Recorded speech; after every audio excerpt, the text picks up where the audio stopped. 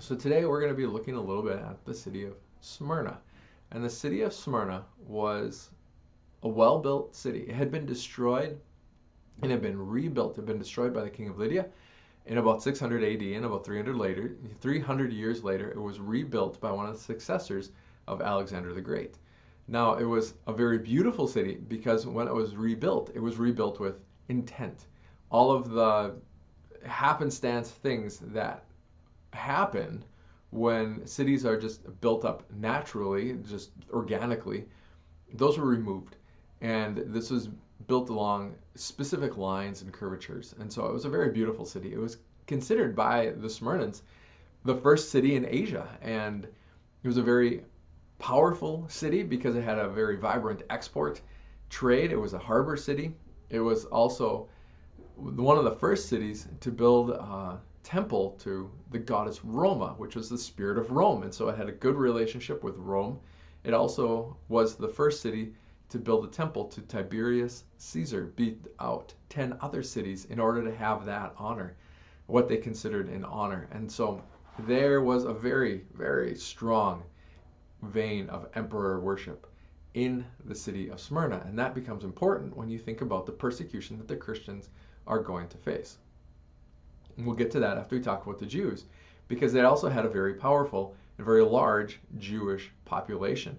And that Jewish population excommunicated the Christians in 80 AD.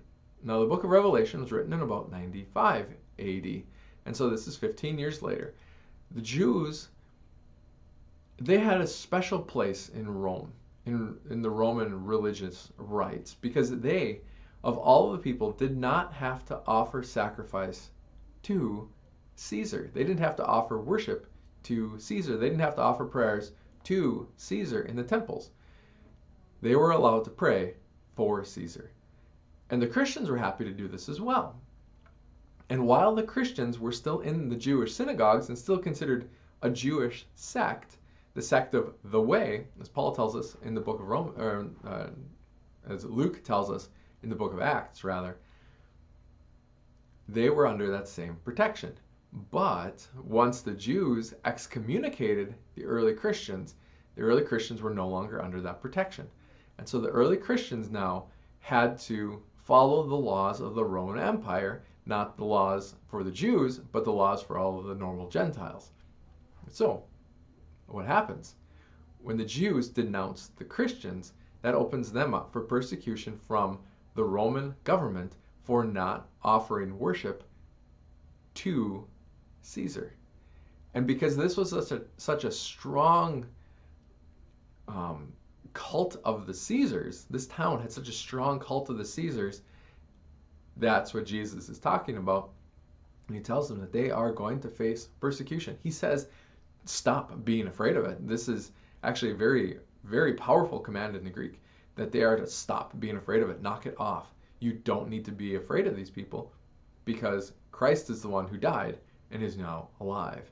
And so when we think about living dead, that's what we think about. When we think about this being upside down, that it's death that brings life, this is what Jesus is talking about, because this is what he is offering them.